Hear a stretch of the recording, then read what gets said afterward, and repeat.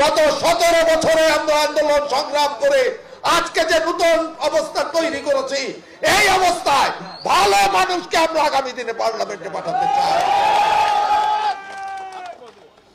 সাইদ সোহরাব তার কথা আমি বলতে চাই না, আপনারা এই কয়দিনে পার্থক্য দেখছেন। আমি রফিক ভাইয়ের একটা কথা শুনে বলতে চাই। রফিক ভাই বলছে আমরা অল্প কয়জন লোক সাইদ সোহরাবের সাথে ছিলাম, আজকে এত লোক দেখে আমার বুক ঘুরে গেছে। আমি সাইদ সোহরাবকে কথা দিতে পারি, এরপরে যে সমাবেশ করবেন শুধুমাত্র আমার দক্ষিণ অঞ্চল থেকে এর থেকে বেশি মানুষ দেখবেন রফিক ভাই। কারণ মির্জাপুরের মানুষ পরিবর্তন চায়, হারানো সম্মান পুনরুদ্ধার করতে চায়। এই সিটটা সারা জীবন ধানের শীষের ছিল।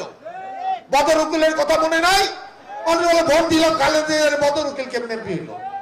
এই সিটটা 96 সালের পরে আজকে 25 সাল পর্যন্ত আমরা মুক্তি দেখি নাই। তাই এই সিটটা পুনরুদ্ধারের জন্যই আমরা সাইদ সোহরাবের নিচে হিমালয়ের মতো থাকবো।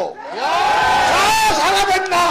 আগামী দিনে আমরা বিশ্বাস করি সততার বিজয় হবে, মির্জাপুরের গণমানুষের বিজয় হবে, সাইদ সোহরাবের বিজয় হবে। এই সিটটা ধানের শীষ অবশ্যই জয়ী হয়ে খালেদা জিয়া তারেক রহমানকে উপহার দিবে। এই কথা বলে বক্তব্য শেষ করতে চাই, কারণ অনেক কষ্ট করেছেন, সেই দুপুর বেলা থেকে মিছিল করলেন, আবার সমাবেশ করতেছেন। এর থেকে একটা লোকও কমে নাই। এর থেকে প্রমাণ হয় আগামী দিনের এই সিটটা আমরা অবশ্যই সাইদ সোহরাবকে দিয়ে আমরাও গর্বিত হতে চাই। চালাই যাবো আরেকদিন, আজকে না আরেকদিন, একটু পরে হয়ে যাবে, চালাবো আরেকদিন। অনেক কথা আছে, অনেক কথা বলবো। দেখবেন ওই চোরেরা যারা এটা কইরা কাটা খায়, রাজনীতি কইরা কাটা খায়, ওদেরকে বিদায় করবো। রাজনীতি সব মানুষের জন্য।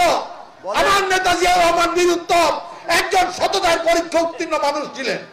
আমি একজনের কথা বলি, জিয়াউর রহমান সাহেবের সাথে উপ অধিনায়ক হিসাবে, ভাই কথাটা শুনেন, কথাটা শুনেন, কথাটা শুনেন, কথাটা শুনেন।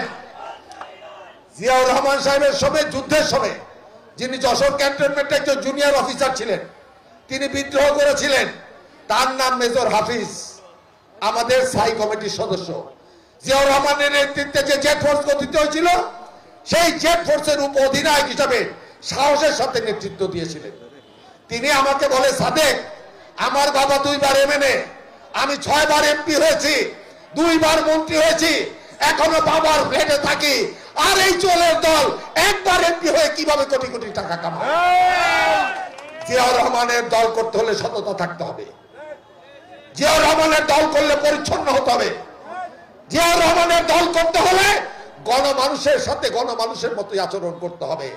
তাই বন্ধুরা, ছোট ভাইরা, পিতৃতুল্য মা বোন, সবাইকে বলি প্রস্তুত হন। পরিবর্তনের হাওয়া লেগেছে। এই পরিবর্তনে নিশ্চয়ই আমরা বিজয়ী হয়ে ঘরে ফিরব।